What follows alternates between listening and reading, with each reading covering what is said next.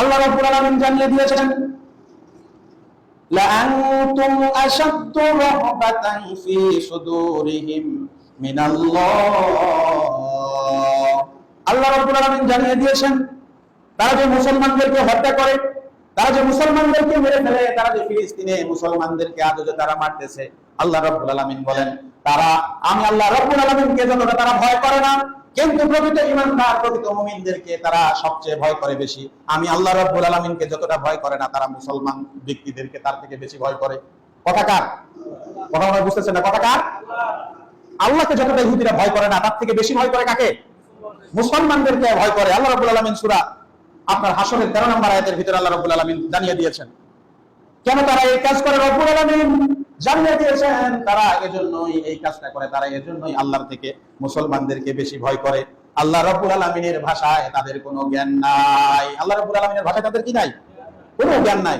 সুতরাং একটা জিনিস যদি আমরা লক্ষ্য করি, আমরা যদি দেখতে চাই তাদের যে ইতিহাস, তারা যে নির্যাতন নিপীড়নের স্টিম রোলার তারা চালাচ্ছে, 1948 সাল থেকে 15 মে হতে তারা ফিলিস্তিনের রাষ্ট্রটাকে তারা দখল করতে চায়, তারা জবরদখল করতে চায়, তারা ওই রাষ্ট্রটা নিয়ে তারা নিজেদের মতো করে একটা রাষ্ট্র গঠন করতে চায়, একটা কনসিস্ট করতে চায় তাদের একটা রাষ্ট্র, যেটার নাম তারা দিয়েছে ইসরায়েল। সুতরাং এই 75 বছর হতে সেই দেশের মধ্যে মুসলমানদেরকে হত্যা করা হচ্ছে, মুসলমানদেরকে মেরে ফেলা হচ্ছে, মুসলমানদের উপর নিপীড়ন চলছে, নির্যাতন চলছে। কিন্তু আমরা যদি লক্ষ্য করি, পৃথিবীর অসংখ্য অগণিত দেশ তাদেরকে বাধা দেওয়া তো দূরের কথা, বরং তাদেরকে সাহায্য সহযোগিতা করতেছে। অথচ এই 75 বছরের মধ্যে গত এটা কয় সাল চলতেছে? 2024 চলতেছে। 2023 7 অক্টোবর থেকে এই দিন পর্যন্ত তারা বেসামরিক মানুষ হত্যা করেছে 25,000। বেসামরিক মানুষ তারা হত্যা করেছে 25,000 এবং 80,000 মানুষকে তারা আহত করেছে, যার অধিকাংশই শিশু এবং নারী। অথচ আমাদের ধর্মে যুদ্ধক্ষেত্রে গেলে, যুদ্ধ করতে গেলেও আমাদের ধর্মে নিষেধ রয়েছে শিশুদেরকে আঘাত করা, নারীদেরকে আঘাত করা। আছে না নাই? আমাদের ধর্মে এটা রয়েছে। এবং 7টি গণকবর পাওয়া গিয়েছে, যেটাতে হাজার হাজার লোককে তারা গণকবর করে দিয়েছে। এই ধরনের আচরণবিধি থাকার কারণে পৃথিবীর সমগ্র মুসলিম বিশ্বের যত কর্ণধার রয়েছে, যত নেতৃত্ব রয়েছে, সকল মুসলিম নেতৃত্বে এক টেবিলে বসে এমন একটি অ্যাকশন তাদের বিরুদ্ধে নেওয়া দরকার, যেন তাদেরকে এই ভূমি থেকে একদম উৎখাত করে দেওয়া হয়। এটাই করা দরকার।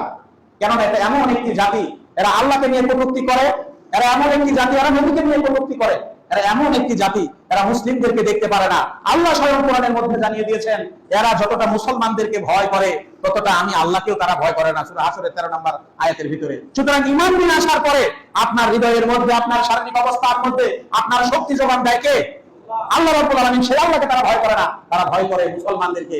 এজন্যই তারা মুসলমানদেরকে মেরে ফেলতে চায়। তাফসীরে আনওয়ারুল কোরআনের মধ্যে আসছে, সর্বপ্রথম তাদের জন্য বদদোয়া করেছিলেন আল্লাহর নবী একজন, হযরত দাউদ আলাইহিস সালাতু ওয়াস সালাম। তার কথাকে যখন অমান্য করা হয়েছে, তিনি তাদের প্রতিপন্ন হয়েছিলেন। তিনি তাদের জন্য একটা দোয়া করে দিয়েছিলেন, যে বদদোয়ার কারণে তাদের এই জাতির লোকদেরকে শুকরে পরিণত করে দিয়েছেন। কিসে পরিণত করে দিয়েছেন? শুধুমাত্র দাউদ আলাইহিস সালাতু ওয়াস সালাম নয়, হযরত ঈসা আলাইহিস সালাতু ওয়াস সালাম তিনি বদদোয়া করেছিলেন। তার বদদোয়ার কারণে, তার দোয়ার কারণে ওই জাতির কিছু মানুষকে আল্লাহ রাব্বুল আলামিন বানরে পরিণত করে দিয়েছেন। নাউজুবিল্লাহ বলেন। বানরে পরিণত করে দিয়েছিলেন। শুধু তাই নয়, হযরত মুসা আলাইহিস সালাতু ওয়াস সালাম, তার জাতির লোকেরা এত পরিমাণে আল্লাহদ্রোহী ছিল, এত পরিমাণে তারা প্রশ্ন করত, এত পরিমাণে তারা আল্লাহর নবী এবং আল্লাহকে নিয়ে কটূক্তি তারা করত। সেই মুসা আলাইহিস সালাতু ওয়াস সালাম তাদের জন্য আল্লাহর নবী সাল্লাল্লাহু আলাইহি ওয়াসাল্লাম সহ যত নবী এসেছিলেন, তাদের মধ্যে যত নবী বনি ইসরাইলের মধ্যে রয়েছিলেন, তার মধ্যে ম্যাক্সিমাম নবীকে তারা হত্যা করেছেন, কষ্ট দিয়েছেন, তাদেরকে নিয়ে কটূক্তি তারা করেছেন। এজন্য আল্লাহ রাব্বুল আলামিন কোরআনের মধ্যে ঘোষণা করে দিয়েছেন, আল্লাহ রাব্বুল আলামিন সূরা মাইদার 82 নম্বর আয়াতের ভিতরে আল্লাহ রাব্বুল আলামিন জানিয়ে দিয়েছেন, ওয়ালাতাজিদান্না আশাদ্দান নাসি আদাওয়াতান লিল্লাযীনা আমানু ওয়া আমানুল ইয়াহুদা ওয়াল্লাযীনা আশরাকু। আল্লাহ রাব্বুল আলামিন জানিয়ে দিয়েছেন, রাসূল তুমি শুনে রাখো, লাতাজিদান্না অবশ্যই তুমি দেখবে যাদেরকে, তোমার চলাফেরার আশেপাশের মানুষদেরকে তুমি অবশ্যই দেখতে পাবে। এই মানুষদের মধ্যে যত মানুষ রয়েছে, ঈমানদারদের ঘোর শত্রু হচ্ছে ইহুদি এবং মুশরিক। ঘোর শত্রু কারা? ইহুদি এবং মুশরিকরা। আল্লাহ রাব্বুল আলামিন জানিয়ে দিয়েছেন, পৃথিবীতে দেখবেন যত ইহুদি রয়েছে, মুশরিক রয়েছে, তাদের কিন্তু একই গ্রুপ, তারা কিন্তু একই গ্রুপ একই সার্কেলে কাজ করে, কখনো কোনো সময়ের জন্য তারা কোনো সময়ের জন্য মুসলমানদেরকে দেখতে পারে না। পারে? Chechnya, Bosnia, Argentina, Hungary, Bulgaria, Somalia, Iraq, Iran, Kashmir, Rakhine সহ বিভিন্ন দেশে সর্ব অবস্থায় আপনার মুসলমানরা নির্যাতন, নিপীড়ন, নিষ্পেষণ যে চলতেছে, এটার পিছনে পৃথিবীর বিধর্মী জাতীয় গোষ্ঠীরা সবচেয়ে বেশি ভূমিকা পালন করতেছে। যদিও তারা বিভিন্ন ভাবে আপনার বিভিন্ন নামে রয়েছে, বিভিন্ন ধর্মে রয়েছে, কিন্তু আসলে মূলত তাদের সকলের একটাই মিশন, পৃথিবী থেকে তারা ইসলামটাকে দূর করে দিতে চায়, পৃথিবী থেকে মুসলিম নামক জাতিটাকে তারা নিঃশেষ করে দিতে চায়।